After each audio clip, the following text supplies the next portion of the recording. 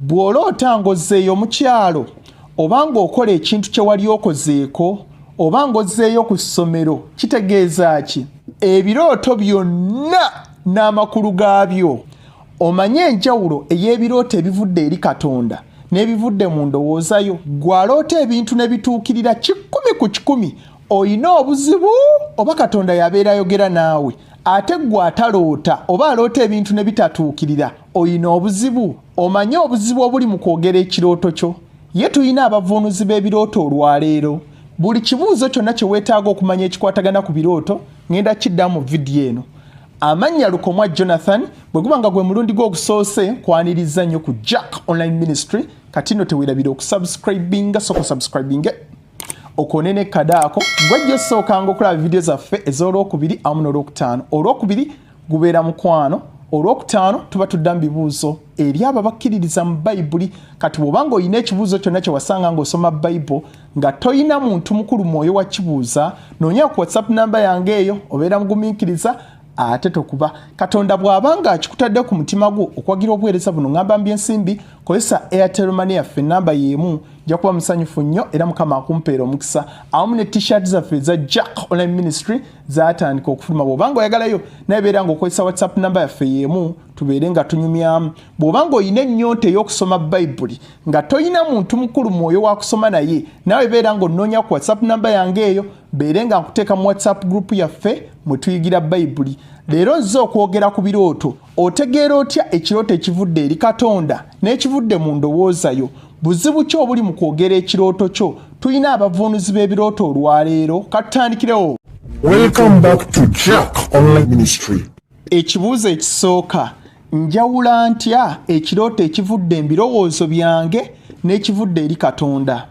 Ekisooka mukwano, ekirooto ekiba kivudde eri Katonda kirina okutuukirira 100%. Teri ayinza kiremesa kakubeere kusalawo okwo. Isaaya essula ya 55 onyirwa 11. Bwe kityo bwe kinaabanga ekigambo kyange ekiva mu kamwa kange tekiridda gye ndi nga kyereere, naye kirikola ekyo kye njagala era kiriraba omukisa mu ekyo kye nakitumirira. Bayibuli etugambye Katonda bw'asindika ekigambo kye akirabirira okukituukiriza. Katonda nga tannaba kutandika amanya enkomerero. Bw'obanga otegedde nti Katonda waffe w'amaanyi, mwesigwa, amanyi byonna, tasuubiza n'atatuukiriza, tayagala kuswaza linnya lye, tayinza kugamba kintu n'asemba nakyo oba ne yeekuba gye. Bw'obanga waloota ekintu ne kitatuukirira, wummula, kyava mu birowoozo byo. Okuggyako kiyinza okuba nga kyabulako akaseera okutuukirira, awo gumiikiriza neera Katonda wo. Ne bwe kiba nga kyagootaana, omusajja baamutwala, oyo teyali wuwo, tayinza kugamba nti ono ye bbaawo oba ye mukazi wo ate n'amala n'awasa omuntu omulala, tekisoboka.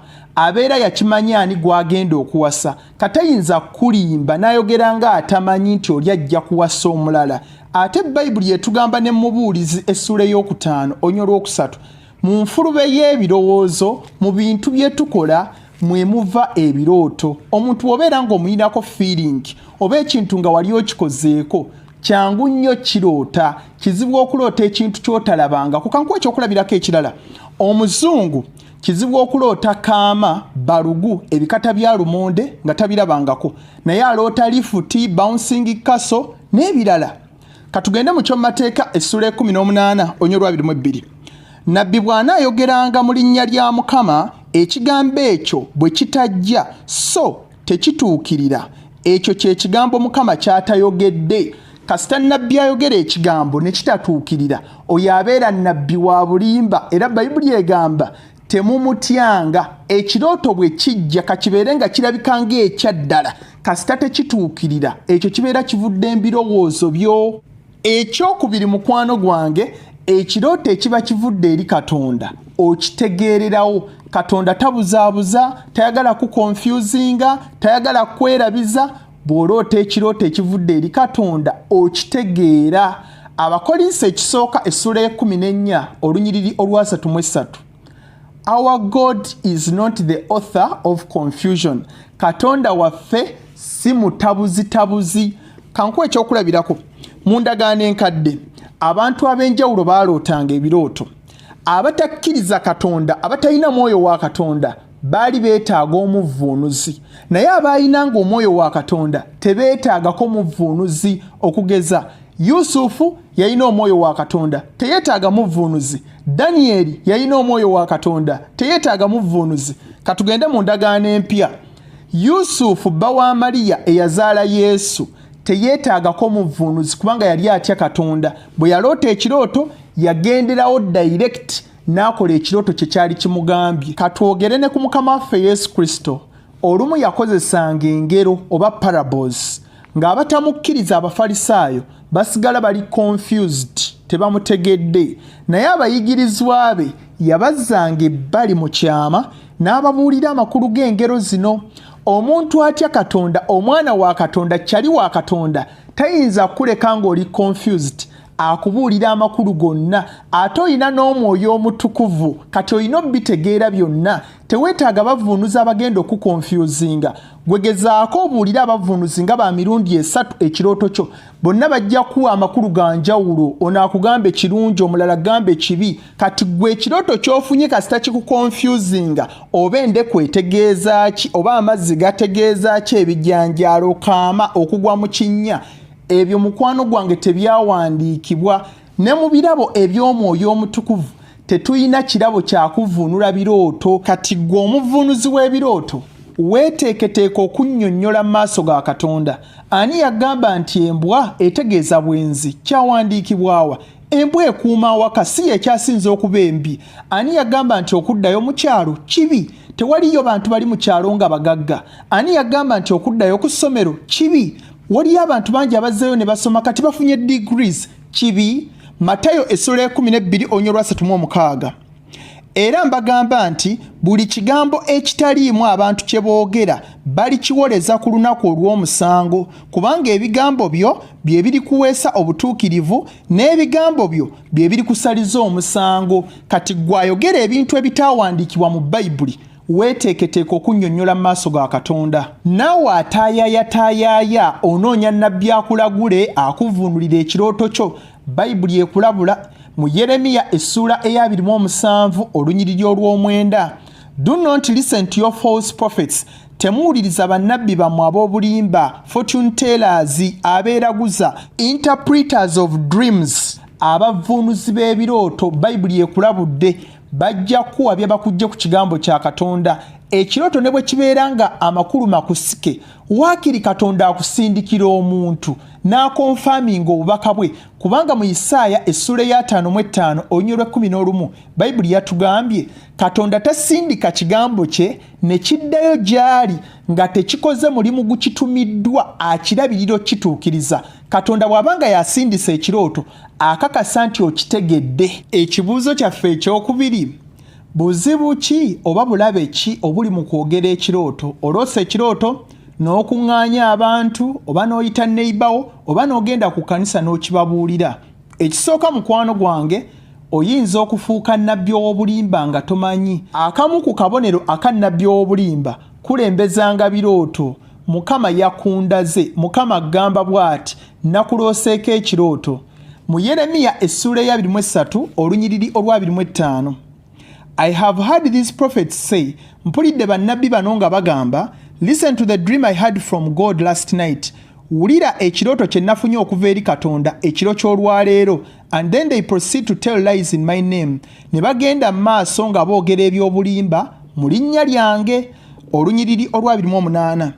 let these false prophets tell their dreams leka bannabbi bano ab'obulimba bagende mu maaso nga boogera ebirooto byabwe but let my true messengers faithfully proclaim my very word naye leka ababaka bange bagende mu maaso nga babuulira ekigambo kyange bannabbi ab'obulimba boogera birooto ababaka ba Katonda true messengers of God boogera God's word ekigambo kya Katonda buli ky'oba oyogera leka kisinziirenga mu kigambo kya Katonda Bayibuli kyetayogedde tokyogeranga oyinza ofuuka nnabbi ow'obulimba kubanga ekyawandiikibwa tukikakasa 10 kigambo kya Katonda ekirooto kiyinza okubeera nga kivudde mu ndowoozayo gwe n'okibuulira abantu ne bakola okusalawo nga balowooza nti Katonda yabagambye obeera ofuuse nnabbi wa bulimba ekyokubiri mukwano gwange yogera ekirooto kyo naye toteekangako linnya lya Katonda. Mukama ŋŋambye, Mukama yandaze, ekyo kibi nnyo, weeteeka miggo gya Katonda. Mu ky'omumateeka olwokubiri essula y'e18 olunyiriri olwabiri. Naye nnabbi anaayogeranga ekigambo mu linnya lyange nga yeetumiikiridde bye simulagidde kwogera, oba anaayogeranga mu linnya lya bakatonda abalala, nnabbi oyo anaafanga. Mu ndagaano enkadde omuntu bwe yagambanga nti Katonda ŋŋambye nga bakitwala very serious, era ekigambo ekyo ne kitatuukirira, balina okutta gwakyogedde. Kati eyo yali ndagaano nkadde, tewali agenda kutta. Naye mu ndagaano empya mu Matayo essuula ey'e12 olunyiriri olwa36 n'olwa37, buli kigambo kyonna kye twogera tujja kiwoleza mu maaso ga Katonda, yadde tewali muntu agenda kutta. Ne bw'okozesa erinnya lya Katonda nti Mukama ŋŋambye naye nga tagambye, ojja funa ekibonerezo mu maaso ga Katonda. Weewala okwogeza Katonda nga tayogedde. Ky'oyinza okusimbako 100% n'ogamba Katonda ayogedde, kino kyokka. Ebirooto biyinza okuva mu birowoozo byo, toyogeza Katonda. Ekyokusatu mukwano gwange, kino kigenda eri abantu abaloota ebintu ne bituukirira 100 ku kinnaakyo. So mukwano gwange toyina buzibu n'akamu, naye ate si Katonda yabigamba, wabula eyo natural ability. Katonda yakikuwanga ekirabo, busobozi bwe obw'enjawulo, si bw'abantu bonna. Ne mu ndagaano enkadde waliyo omusajja nga bamuyita Yusufu. Okuva obuto nga tannabategeera Katonda, yalina obusobozi obw'okuloota ebintu ne bituukirira 100 ku kinnaakyo. Kati neera waliyo abantu abakkiriza n'abatakkiriza nga baloota ebintu ne bituukirira 100 ku kinnaakyo. Naye beera mwegendereza, tomala gwogera birooto byo, oyinza okwereetera obuzibu. Abantu ne bakuyita omulogo oba ne bagoba ku kyalo. Bw'oba ng'olabye ekintu, kisabire oba genda oyogere n'omuntu oyo indirectly. Teweefuula wa malala nti nze ndoota ebintu ne bituukirira, wabula oyinza omulabula bw'abanga agenda kugwa buzibu. Naye ekisinga obukulu musabire. Maliriza ŋŋamba nti gw'ataloota obanga by'oloota tebituukirira, naawe toyina buzibu.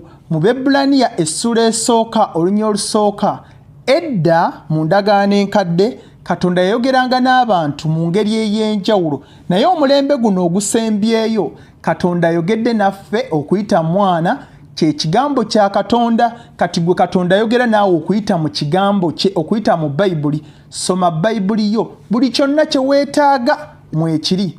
Saba onteekere wansi mu comment section, wali olooseeko ekintu ne kituukirira, wawulira otya? Bw'oba ng'olina ennyonta ey'okusoma Bayibuli nga toyina muntu mukulu mwoyo wa kusoma naye, naawe beera ng'onnoonya ku WhatsApp namba yange eyo, beere nga nkuteeka mu WhatsApp group yaffe mwe tuyigira Bayibuli.